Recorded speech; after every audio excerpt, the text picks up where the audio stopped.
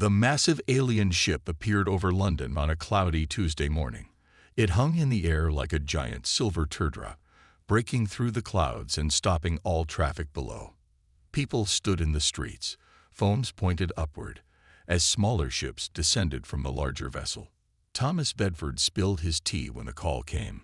As director of the British Space Agency, he had planned for many things, but not for actual aliens landing in the parking lot of his facility. He straightened his tie, grabbed his coat, and hurried outside where Chief Engineer Eleanor Wright was already waiting.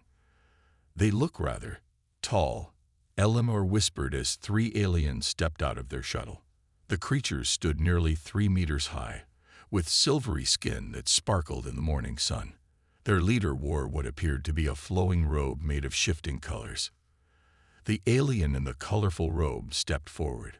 "I am High Ambassador Ixtal of the Galactic Council," it said in perfect English. "We have been watching your species for some time." Thomas cleared his throat. "Welcome to Earth. I'm Thomas Bedford, director of the British Space Agency, and this is our chief engineer, Eleanor Wright." Ixtal's large, purple eyes blinked slowly. "Your species has shown remarkable progress in the last century. The Council has decided it is time to welcome you into the galactic community."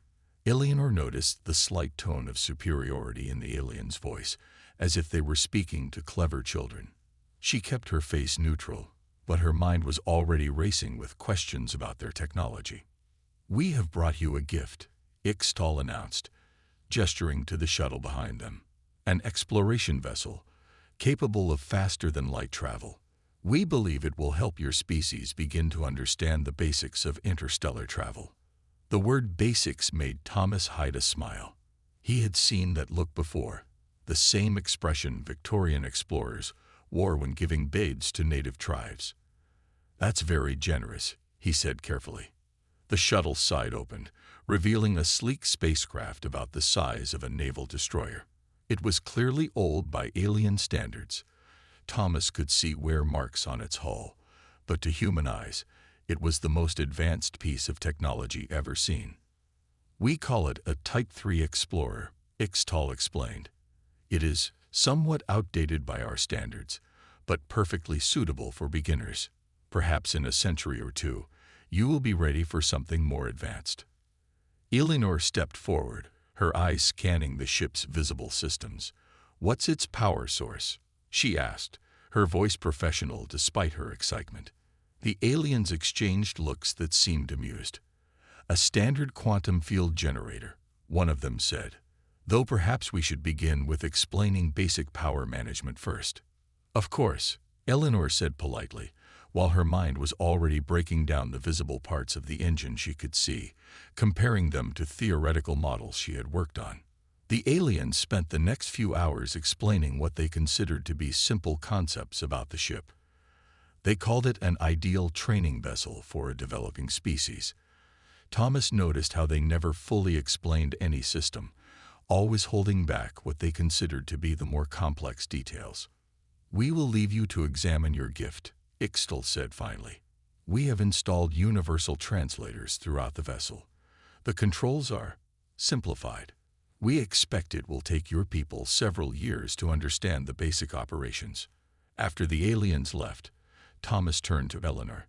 She was already pulling out her tablet, her fingers flying over the screen as she made notes.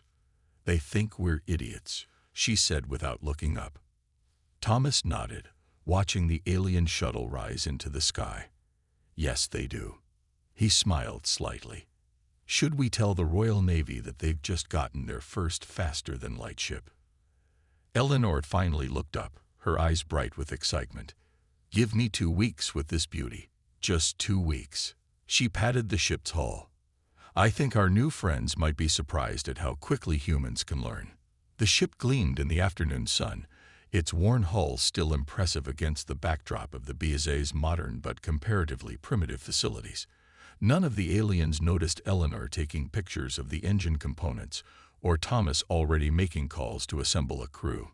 They had just given humanity its first Starship. They would soon learn what humans could do with such a gift. Engineering to bridge. Martha Collins's voice came through clearly on the ship's communication system, which they'd mastered in 2 days. "Captain, you might want to come down here. I've found something interesting." James walked through the corridors, nodding to crew members who were already moving around the ship as if they'd been born to it. In engineering, he found Martha half inside an open panel, her tools spread out around her. "Look at this," she said, not bothering to pull her head out. "They've got the quantum field generator running at only 60% efficiency. It's like they never thought to try pushing it further." "Is that safe?" James asked, peering at the complex machinery. Martha finally emerged, her face smudged with some alien grease, but her eyes bright with excitement. "That's the beautiful part. Their safety systems are over-engineered. We could probably run this at 90% and still be within safe limits." A soft chime announced another visitor. High Ambassador Ixtal stood in the doorway, their silvery skin reflecting the engine room's lights. "We have come to check on your progress," they said, clearly expecting to find confused humans still trying to understand the basic controls. James and Martha exchanged a quick glance. "Of course," James said smoothly. "Martha was just explaining some of our findings about the quantum field generator." Ixtal blinked their large purple eyes. "You've accessed the quantum systems already. We expected you would spend at least a year on basic propulsion first." Martha wiped her hands on a cloth, hiding a smile. "Oh, basic propulsion was quite straightforward. Rather similar to our theoretical models, actually. We've already mapped most of the primary systems." The aliens' expression was hard to read, but their posture became stiffer. "That's unexpected. Perhaps you are merely looking at the surface controls." "Actually," Martha said, pulling up a holographic display they'd mastered in the first week, "we've been studying the quantum field harmonics. We noticed you're running it at reduced efficiency. Was there a reason for that?" Ixtal stared at the display, their inner eyelids flickering rapidly. "This is concerning. These systems are extremely complex. You cannot possibly understand." "The quantum field interface," James interrupted politely. "Lieutenant Parker wrote a complete operations manual for it last week. Would you like to see it?" The alien took a step back. "You've written a manual already?" "Well, we had to," Martha said, as if it was obvious. "Once we figured out how to optimize the power flow, we needed to document it properly. Safety first, you know." Ixtal's color seemed to pale slightly. "Optimize? You've modified our systems." "Oh, nothing dramatic," James assured them. "Just a few small adjustments to improve efficiency." "Martha, what was the performance increase?" 38% so far," Martha said, checking her tablet. "Though I think we could push it to 40 if we—" "This is impossible," Ixtal interrupted. "These systems took our engineers decades to perfect. You cannot have improved them in weeks." James kept his face carefully neutral. "Perhaps we just looked at them differently. Fresh eyes and all that." The alien ambassadors seemed to gather themselves. "We will need to inspect these modifications." "Of course," Martha said brightly. "I've got all the documentation right here. Though you might want to look at what we did with the navigation systems first. We found some fascinating ways to improve the stellar mapping algorithms." Ixtal's inner eyelids were now flickering so fast they seemed to blur. "The navigation systems, too." "Oh yes," James said. "In fact, we're planning our first test flight next week. We thought we might pop over to Alpha Centauri just to check everything's working properly. Unless you think that's too ambitious." The alien ambassadors stared at them for a long moment. "I must consult with the council," they said finally, backing toward the door. "This is most unexpected." After Ixtal left, Martha turned to James with a grin. "Did you see their face when I mentioned the efficiency improvements?" "Indeed," James chuckled. "Though perhaps we should wait until they're gone before you show them what you really did with the quantum field generator." Martha patted the engine housing fondly. 40% improvement. Try 60, but let's let them think we're just clever children for a bit longer." Throughout the ship, the crew continued their work, already far beyond what their alien benefactors had expected. Humanity's first starship wasn't just being learned, it was being surpassed. The HMS Endeavour II hung in space above Earth, its hull gleaming in the sunlight. Inside, Oliver Hayes sat at his science station, double-checking his calculations for the 5th time. The ship's first real voyage was about to begin, and he wanted everything to be perfect. "All systems ready, Captain," he reported to James Morton, who sat in the command chair looking as calm as if he were taking a boat across the Thames. "Very good," James said, looking around at his crew. "Martha, how's our improved engine looking?" Martha Collins' voice came through clear on the comm system. "Purring like a kitten, sir. Those aliens never knew what this beauty could really do." In the week since the ambassador's visit, they had pushed the ship even further.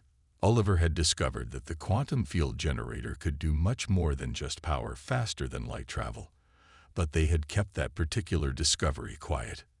"Incoming transmission from the alien observation ship," reported Communications Officer Rachel Turner. "They're asking if we'd like them to escort us on our first jump. They say it's standard procedure for developing species." Several crew members smiled at that. "Tell them thank you, but we'll be fine," James said, "though they're welcome to observe from a safe distance." The alien vessel hung back, its crew probably expecting to watch humans fumble through their first faster-than-light jump. Oliver checked his instruments one last time. "Course laid in for Alpha Centauri," he announced. "But, Captain, I've been studying the stellar readings, and I have a suggestion." James turned to him. "Go on." "Well," Oliver said, pulling up a holographic display, "I found some interesting quantum signatures from the Sirius system. If we adjust our course slightly, we could gather some fascinating data about binary star interactions." The captain considered this. They had planned a simple trip to Alpha Centauri to show they could handle the basics, but proving they could adapt and explore on the fly, that might send an even better message. "Update the course," James ordered. "Let's show our friends what real exploration looks like." Oliver's fingers flew over his console, making the adjustments. The ship's computer, which they had significantly upgraded, calculated the new route instantly. "The alien vessel is hailing us again," Rachel reported.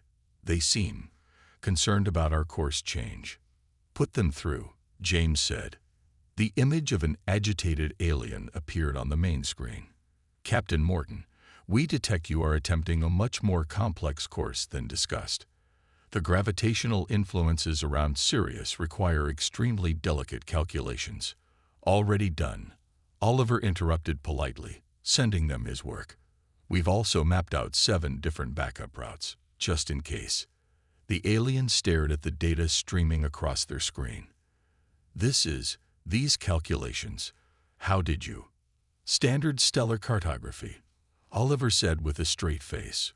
Though it was anything but standard, he had completely reinvented their navigation systems over the past week. "Whenever you're ready, Oliver," James said, enjoying the alien's confusion. Oliver initiated the quantum drive. The improved engine hummed to life, creating a field that was 40% more efficient than the alien's original design. The stars on the view screen began to shift. "By the way," Oliver said to the still-connected alien observer, "we found some fascinating possibilities for using quantum fields to study stellar phenomena. Would you like to see our preliminary findings during the journey?" The alien's inner eyelids flickered rapidly. "Your preliminary findings?" "Oh yes," Oliver said enthusiastically. "We've already written several papers on quantum field theory applications, though we may have taken a slightly different approach than your scientists." The alien cut the transmission. "I think you scared them," Rachel said, laughing. "Wait until they see what we do at Sirius," Oliver replied, watching his instruments as they accelerated smoothly past the alien's supposed speed limits. "I've got some theories about using the binary star's gravitational field to enhance our sensors." The ship moved gracefully through space, already performing well beyond its original specifications. Behind them, The alien observation vessel scrambled to keep up, its crew frantically reporting back to their superiors about humans' unexpected capabilities. "I don't think," James said with a smile. "This is quite what they had in mind when they gave us our first Starship." The HMS Endeavour I shot forward into the darkness, carrying humanity's first deep space crew on a voyage that would prove far more revolutionary than their alien benefactors had ever imagined. William Barrett stood in the ship's main workshop, surrounded by holographic displays showing modified engine designs. As Chief Technical Officer, he had spent the last month taking apart and rebuilding various systems on the HMS Endeavour I. What he had discovered made him smile every time he thought about it. "You're sure about these readings?" he asked his team, pointing to the latest test results. "Completely sure," replied technical specialist Jane Porter, checking her tablet. "The hybrid drive is working at nearly twice the original power output. We've basically rebuilt their engine from the ground up." The workshop looked like a cross between an alien laboratory and a traditional British engineering bay. Human tools lay next to alien devices, and half-finished prototypes cluttered every surface. They had taken the aliens' technology and started combining it with human innovations in ways no one had expected. A chime announced a visitor. High Ambassador Ixtol entered, followed by 3 alien engineers. They had been making more frequent visits lately, clearly worried about what the humans were doing with their gift.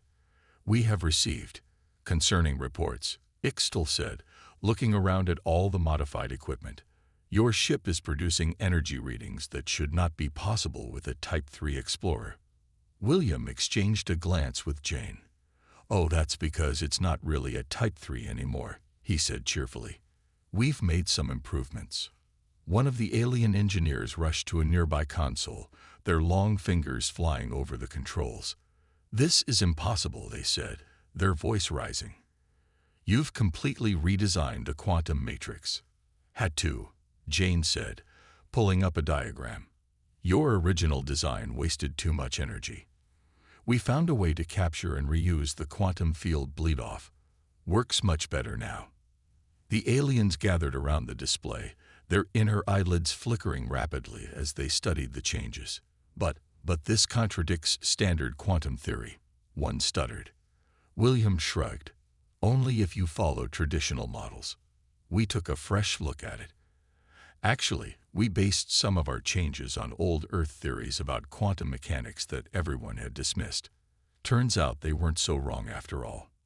"You cannot simply change fundamental engineering principles," another alien engineer protested. "Why not?"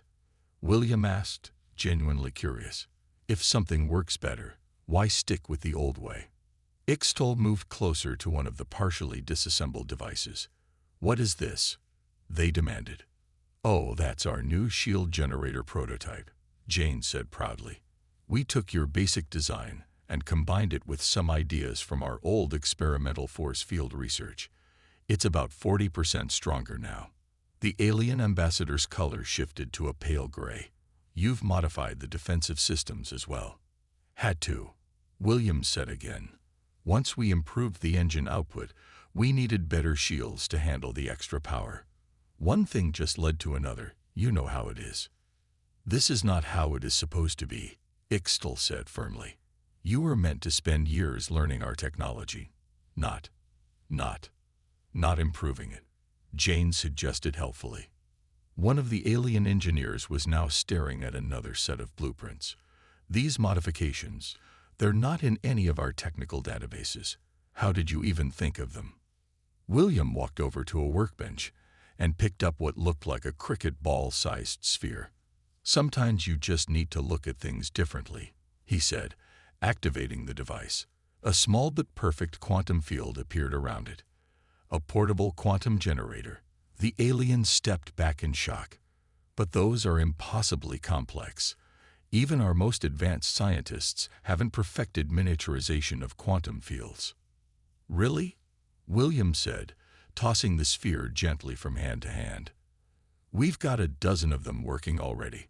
Quite useful for all sorts of things." Ixtol gathered their fellow aliens quickly. The Council must be informed of these developments, they said, backing toward the door. This level of advancement is unprecedented. After they left, Jane turned to William with a grin. Should we have shown them the new weapon systems we're developing? Let's save something for their next visit, William replied, still playing with the quantum sphere. Besides, I don't think their hearts could take it right now.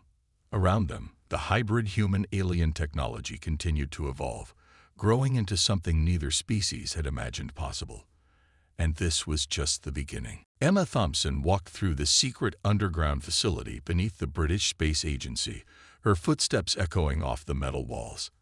As military strategist for the Endeavour Aya project, she had spent months studying every piece of alien technology they'd received. What she had found made her both excited and worried. "Show me the test results again," she said to her assistant, Mark Wilson, as they entered the heavily guarded testing chamber. Mark brought up a holographic display showing their latest weapons test. "The aliens never imagined their shield technology could be modified like this," he said. "They designed it purely for defense against space debris and radiation." Emma watched the replay of their experiment. The modified shield didn't just block incoming energy. It redirected it. "And they still don't know we figured this out." "No," Mark said with a smile. "They're too busy worrying about our engine modifications to notice what we're doing with their other systems." A warning light flashed, and both of them turned as Thomas Bedford, the Space Agency director, hurried into the room. His face was serious. "We've got a problem," Thomas said. "The Galactic Council just called an emergency meeting. They're demanding to inspect all our facilities." Emma exchanged a worried look with Mark. "They can't find this place," she said firmly. "We're not ready yet." "Agreed," Thomas replied. "But they're getting suspicious. One of their patrol ships scanned the Endeavour II yesterday and detected energy signatures they couldn't explain." "The new defense grid," Emma guessed. "We had it powered up for testing." They walked over to a large view screen showing their latest project. What had started as a simple study of alien defensive technology had turned into something much more significant. "Look at this," Emma said, pulling up her latest designs. "Their shield technology was never meant to be used this way, but if we combine it with our understanding of particle physics." She demonstrated the simulation. The shield energy transformed into a focused beam, powerful enough to disable any ship's systems without destroying them. "Good Lord," Thomas whispered. "You've turned their defensive technology into a weapon." "A defensive weapon," Emma corrected. "Something to protect Earth if we need it. The aliens think we're just playing with their outdated technology, but we've already surpassed their current military capabilities." Mark brought up another display showing their secret production facility. "We've already built 3 more ships using what we learned from the Endeavour Aya. Each one is more advanced than the last." Thomas studied the images with growing concern. "The Council gave us 1 ship to learn the basics of space travel. If they find out we're building a fleet—" "They won't," Emma said confidently. "We've masked the facilities using their own sensor technology. Modified, of course. As far as they can tell, we're just making small improvements to their gift." A technician rushed into the room. "Ma'am, you need to see this," he said, handing Emma a tablet. "Our long-range sensors just picked up a large alien fleet heading toward Earth." Emma quickly read the data. 15 ships, she said. "All military class. They're not even trying to hide their approach. They're trying to intimidate us," Thomas realized. "Show us that we're still primitive compared to their full military might." Emma smiled, but there was no humor in it. "Should we show them our new defense grid? The one they think is impossible for a primitive species to build?" Thomas thought for a moment, then nodded. "Power up the system, but keep it hidden for now. Let them think they have the upper hand." As alarms began to sound throughout the facility, Emma watched her teams prepare Earth's new defensive systems. The aliens thought they were coming to put humanity in its place. They had no idea what they were about to face. "They gave us 1 ship," she said quietly, "and expected us to play with it like children with a new toy. Instead, we learned how to build something better. Above them, hidden in orbit, humanity's secret fleet waited, ready to show the galaxy that underestimating humans was a serious mistake. Ambassador Robert Hughes sat in the grand chamber of the Galactic Council, trying not to show how amused he was.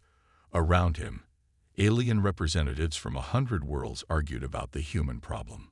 Above them all, on floating platforms, the High Council members looked down with concern. They have gone too far. One alien delegate shouted, their crystalline body flashing with angry colors. The humans were given one ship to study, not to reverse engineer. Robert straightened his tie and stood up. With all due respect, he said calmly, you gave us that ship as a gift. You didn't put any conditions on how we could use it. In the workshop back on Earth, lead designer Lucy Parker watched the council meeting through a secure feed. She smiled as she made final adjustments to the newest ship's control systems. The HMS Defiant was almost ready for its first test flight, and it was far more advanced than anything the aliens had seen yet. How's it looking? Thomas Bedford asked, walking into her workshop. Lucy brought up a holographic display of the ship's specifications. Better than we hoped. We've taken everything we learned from the Endeavour IA and improved it. This ship is twice as fast, 3 times as strong, and has capabilities the aliens haven't even dreamed of yet. Back in the council chamber, High Ambassador Ixtal was speaking. We have detected energy signatures around Earth that should be impossible for your level of technology. You must explain these readings. Robert smiled diplomatically. We're simply learning to use the technology you so generously shared with us. Isn't that what you wanted? Not like this. Another council member burst out. You were meant to take decades to understand even the basics. Instead, you've innovated, Robert suggested. Found new ways to use your technology. Isn't that what any species would do? On Earth, Lucy was running final checks on the Defiant systems when alarms started blaring. Multiple ships just appeared in orbit, she reported to Thomas. Alien vessels.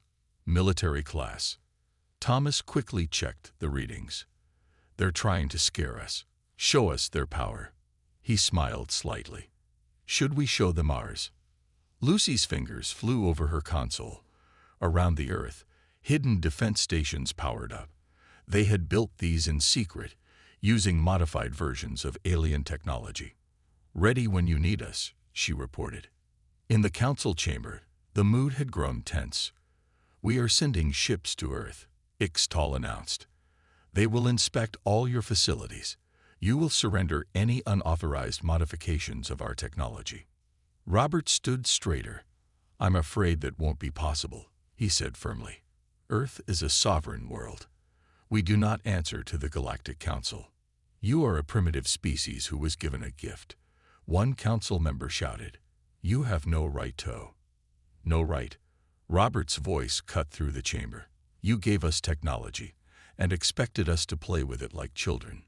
Instead, we studied it, understood it, and yes, improved it. That's not wrongdoing. That's progress. Lucy's voice came through Robert's hidden earpiece. Sir, the alien fleet is taking up attack positions. Robert didn't flinch. I should warn you, he told the council. Threatening Earth would be a serious mistake. You have one outdated ship, Ixtal said dismissively. Our fleet has 100. Do we? Robert asked quietly. Are you sure about that? In orbit, the Defiant decloaked directly in front of the alien fleet, its advanced systems making their ships look obsolete. Behind it, 5 more human ships appeared, each more advanced than the last. Lucy's voice came through again. All ships reporting ready, sir. Defense grid online. Shall we give them a demonstration? Robert looked up at the shocked council members. Now, he said calmly, shall we discuss terms as equals? Or would you like to see what humans can really do with technology when we put our minds to it? The chamber fell silent as the council realized their simple gift had changed the balance of power in ways they never imagined possible. Captain James Morton sat in the command chair of the HMS Endeavour II, watching the alien fleet surrounding Earth. Behind him, Oliver Hayes worked at his science station, while Martha Collins monitored the engines from engineering. Everything they had worked for had led to this moment. "Their weapons are powering up," Oliver reported calmly. "They're trying to scare us with a show of force." James nodded. "Martha, is the new defense system ready?" "Ready and waiting, Captain," Martha replied through the comm. "They have no idea what they're about to see." The alien fleet's commander appeared on their main screen, their silver skin shimmering with barely contained anger. "This is your final warning," they announced. "Power down your ships and prepare for inspection." James smiled politely. "I have a better idea. Why don't we show you what the HMS Endeavour I can really do?" He turned to Oliver. "Begin the demonstration." Oliver pressed a sequence of controls. The ship's new quantum field generator, completely redesigned by Martha's team, hummed to life. Energy readings that the aliens had thought impossible began registering on their sensors. "Impossible," the alien commander exclaimed. "Those energy levels would tear apart a Type 3 explorer." "The old design, yes," Martha's voice came through. "But we made some improvements. Would you like to see them?" Without warning, the Endeavour I vanished from the alien sensors. It reappeared directly behind their flagship, having moved faster than their tracking systems could follow. "That's just the beginning," James said to the stunned alien commander. "Oliver, show them the defense grid." Around Earth, dozens of hidden satellites activated. They linked together, creating a protective shield more advanced than anything the Galactic Council had ever seen. The alien fleet's sensors went wild trying to understand the technology. "These are merely defensive measures," James explained calmly. "We have no desire for conflict, but we will protect our world." The alien commander's inner eyelids flickered rapidly. How did you create this? The quantum harmonics alone should have taken centuries to master." Martha appeared on a split screen, grinning. "We didn't just copy your technology," she said. "We reimagined it. Those quantum harmonics, we found a way to make them self-sustaining, uses half the power, and works twice as well." Oliver brought up another display. "And while we were at it, we discovered something interesting about quantum fields. Would you like to see?" He pressed another control. Suddenly, every weapon system on the alien ships powered down. Their engines went into safety mode. They hung in space, completely helpless. "Don't worry," James assured them. "It's temporary.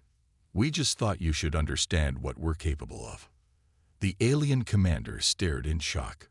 "This is beyond anything. You were supposed to be primitive." "That was your first mistake," Martha said. "You thought giving us old technology would keep us in check.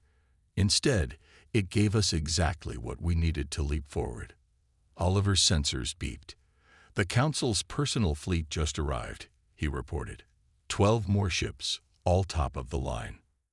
James straightened in his chair. Perfect timing. "Martha, shall we show them your latest invention?" The Endeavour I's hull began to glow with a soft blue light.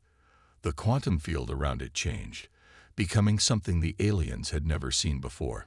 "You see," James explained to the watching council ships, "we discovered that quantum fields can do much more than just power engines or shields. They can be shaped, controlled, even used to enhance other systems.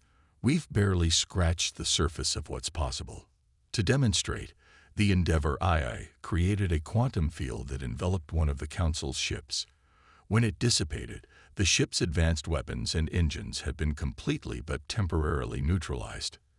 "We could disable your entire fleet," James said quietly. "But that's not why we're here. We're explorers, just like you. We just happen to explore technology a bit differently than you expected." The Council ships hung in space, their commanders realizing that their simple gift had created something far beyond their control. Thomas Bedford walked into the newly constructed Earth Embassy on the Galactic Council's space station. The massive chamber, with its high crystal ceilings and sweeping views of space, had been built in record time after the Council's emergency session. Next to him, Eleanor Wright couldn't help but smile at how things had changed. "Remember when they first landed in our parking lot?" she asked quietly. "They thought we were barely smart enough to understand their basic technology." "That feels like a lifetime ago," Thomas replied, straightening his jacket as they approached the council chambers. "Though it's only been 6 months." Inside the chamber, representatives from hundreds of alien species watched as humans took their place at the main table. The Earth delegation included Captain James Morton, Martha Collins, Oliver Hayes, Emma Thompson, and Lucy Parker. The team that had changed everything. High Ambassador Ixtal stood at the central podium, looking considerably humbler than during their first meeting. "We are here today to formally recognize Earth as a full member of the Galactic Council," they announced. "Recent events have made it clear that our initial assessment of human capabilities was incomplete." In orbit above them, the HMS Endeavour Aya floated alongside the newest human vessels.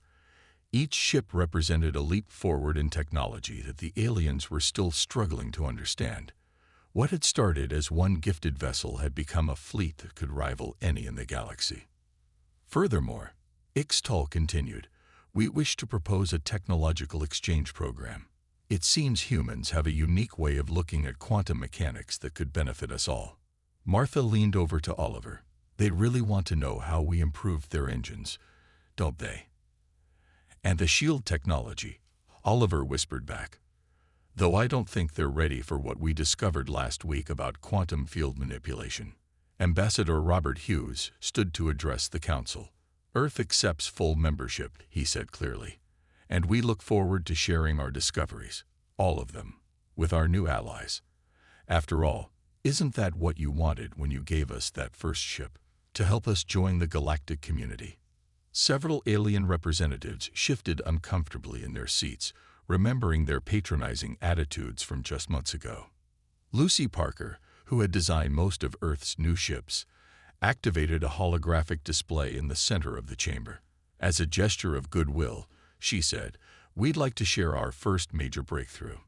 This is how we modified the original quantum field generator to achieve 40% better efficiency." The aliens leaned forward eagerly, then froze as they saw the elegantly simple solution they had missed for centuries. One crystalline being actually changed color in shock. "Sometimes," Emma Thompson added, "a fresh perspective is all you need.